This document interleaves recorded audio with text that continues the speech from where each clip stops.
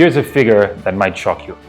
Close to 50% of global wealth is in the hands of or controlled by less than 1% of the world's population. What does this tell us? Well, it tells us a lot of things. But one thing's for sure, there's a huge wealth disparity between the few that sit at the top and the remaining that sit under. Question is, how did we get here? What happened? Well, I got two words for you: industrial revolutions. It began with the first industrial revolution, in which steam power was used to run machines like trains and sewing machines. Fast forward to the fourth industrial revolution that combined physical machines from the second revolution, electricity and combustion engines, with digital systems from the third revolution, computers and whatnot. We got artificial intelligence and smart automation.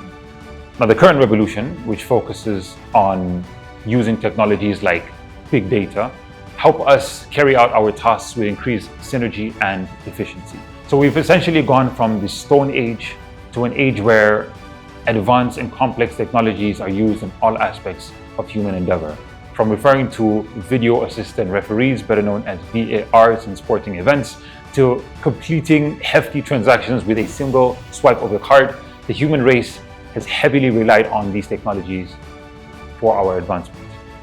Today, we see that the primary economic activities of production, distribution, management, and consumption have, for the most part, been digitalized, meaning that entities in the economy, referring to the public, private, and third sectors and households, engage in these said economic activities in a transformed manner with the help of digital or electronic technologies. So really, the few that design and control these technologies often have the most control in the world.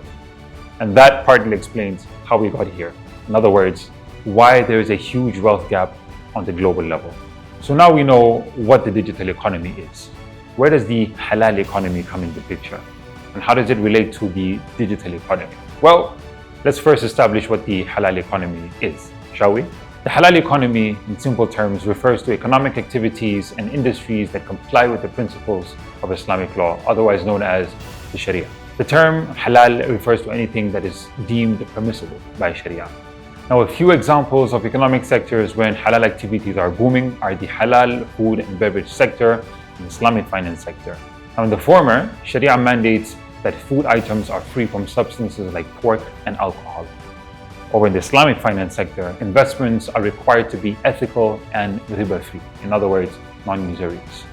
The current accumulated value of assets in both these industries is $4 trillion, and it's growing. Why is it growing? Well, for one, the Muslim population is on the rise, nearing 2 billion people. So the more Muslims there are, the more demand there is for halal products and services, presumably. Now, another crucial factor that has contributed and continues to contribute to the growth of the halal economy is digital technology. Yes, and this is because digital technology has made halal products and services way more accessible to the public than they ever were previously. So yes, it is nearly impossible to ignore the unprecedented impact that digital technologies have in our current times. Call it irresistible. What will the future of these technologies look like, and just how big will the halal economy grow to be, are two questions that are definitely worth exploring. So until we meet again, take care. Assalamu alaikum wa rahmatullahi wa barakatuh.